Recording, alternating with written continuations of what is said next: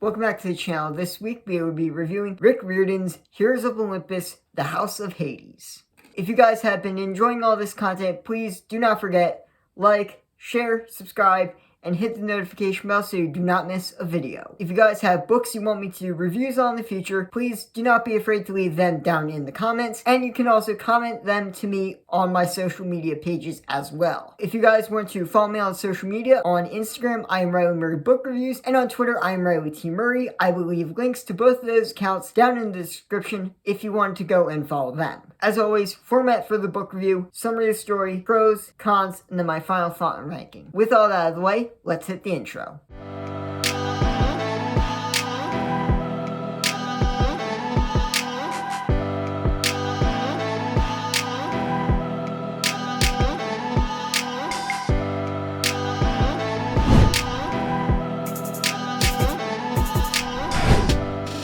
So, real quick, as you probably saw, I created a new intro for the channel. If you like it, let me know what you guys think down in the comments. If you guys liked it, or if you guys have any suggestions for stuff I should change in the intro.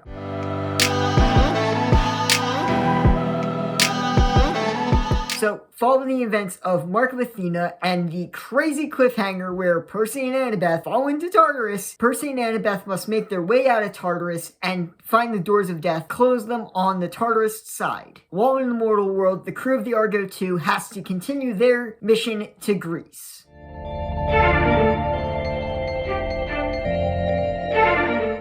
So getting straight into it, the first pro of this book is the parts of the book with Annebeth and Percy in Tartarus. All credit to Riordan's writing. He did an incredible job writing the parts where Annebeth and Percy were in Tartarus. I absolutely love those parts of the book. I feel like it's some of Rick's best writing in the entire series because Rick is able to balance a lot of the nostalgia of them going through Tartarus and seeing old monsters and remembering old memories that the two of them have shared together. He does a very good job balancing all of that and introing a lot of the new mythology that we haven't necessarily covered in any of the other books, introing while keeping everything really tight. The nostalgia never overwhelms the new stuff, and I really like how Rick was able to continue to balance all of that. Again, Percy and Annebeth together, as always, a great thing. Riordan continues to write those two together very well, and I really love the parts with Percy and Annebeth in this book. Pro number 2, and that is Nico D'Angelo. So, I love Nico normally. He is probably one of my top 3 demigods in the entire series. But this book, the reveal towards the end of it is just incredible. And if you've read the series, you know what I'm talking about. It is a great reveal. I'm not going to necessarily say it for anyone who really does want to read the series, but if you know this reveal, you know it is great. It is handled extremely well, and the type of reveal that Rick does is very much a big shock for a book in this age group. But I feel like Rick does an incredible job handling the reveal itself and how Nico reacts to it afterward. Because Rick really does a very good reveal in this book, and it definitely elevates this book to another level above books that are similar to this sort of story. I really like that Rick Riordan handled the reveal with so much respect and so much care, and I really just love the reveal that Nico has towards the end of this book.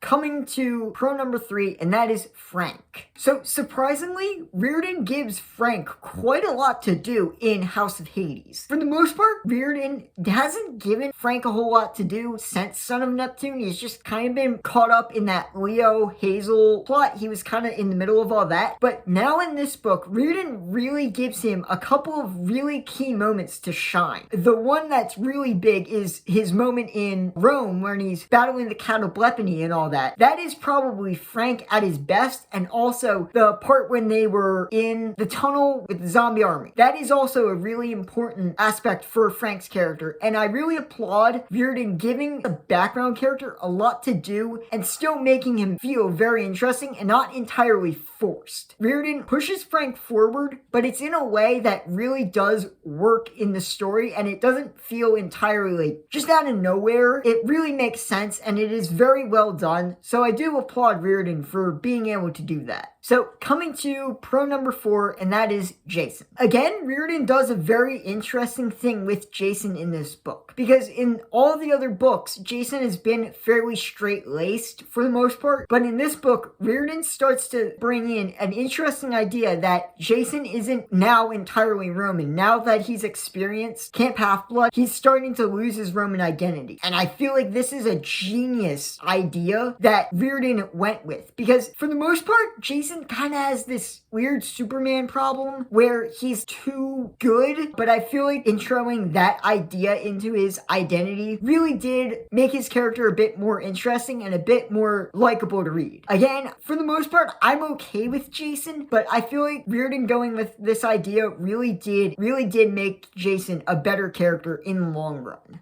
Okay guys, so coming to the 5th and final pro, and that is Leo and Calypso. So honestly, I really like how Reardon brought Calypso back into the story and didn't completely forget about her. It's good to see that he's using a character from the original series that really impacted Percy and using her to impact Leo. I feel like that is a very good use of Calypso and a really good use of Leo as a character, because Leo's character has, to quote the series, been the 7th wheel. So it's good to see Reardon giving Leo a chance to really be happy with a character that I really do find kind of tragic, because she's been trapped on Ogygia for so long, and she finally finds the one guy who she's legit cool with being around. So I feel like Reardon did a very good job including Calypso into the Heroes of Olympus story in a very natural way and allowing Leo to be tied in with her story.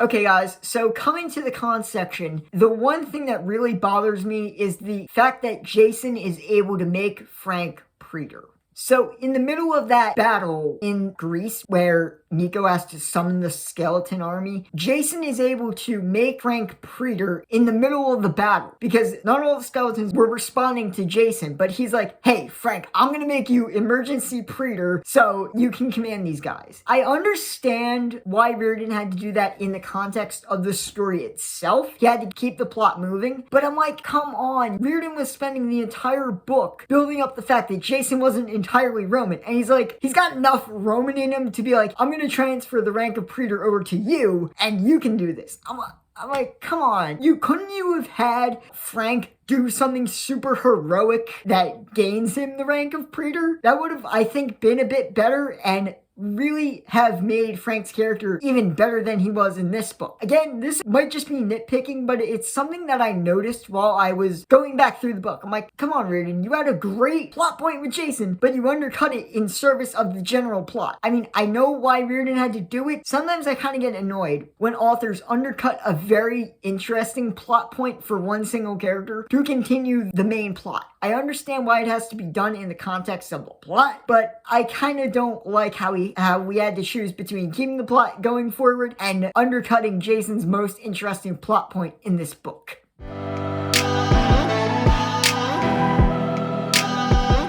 So, final thoughts on the book here. I really do think this is a very good entry for the Heroes of Olympus. Again, I love this stuff with Percy and Annebeth, how Reardon was able to manage the nostalgia of them meeting a bunch of their old enemies and stuff, but still keep the plot very interesting from their side of the story. It's really well written, and he continues a lot of what we love with Annebeth and Percy's relationship. I also really appreciate the arcs on the Argo too. He makes my sort of least favorite demigods a bit more interesting, with Jason finally starting to realize that he might not be fully Roman. And with Frank, Reardon's able to make him a lot more of a leader in this book. So I really appreciate Reardon being able to do that and still making everything very well written as normal. So I'm going to give House of Hades an 8 out of 10. So if you guys want to discuss this book, please go ahead, discuss it in the comments. If you guys have your own reviews of the book, I would love to hear them as well. Just please leave it spoiler free for anyone who has not read this book. If you enjoyed this content and want to see more of it, I will leave links to my last video, which was my review of Neil Shusterman's Thunderhead. So you guys can go and rewatch that if you want. And I will also leave a link to my Heroes of Olympus playlist if you guys want to go and rewatch all those videos. Okay guys, so in the comments, as always, if you guys have books you want me to do reviews on in the future, please leave them down there, and you can also leave them on my social media pages. Again, my Instagram is Riley Murray Book Reviews, and my Twitter is Riley T. Murray. If you guys want to go and follow them, I will leave links down in the description. So next week, we will be finishing off Heroes of Olympus with Blood of Olympus. So make sure you guys are subscribed for that video so you do not miss it. Have a great week. I will see you next video, and don't forget, keep on reading.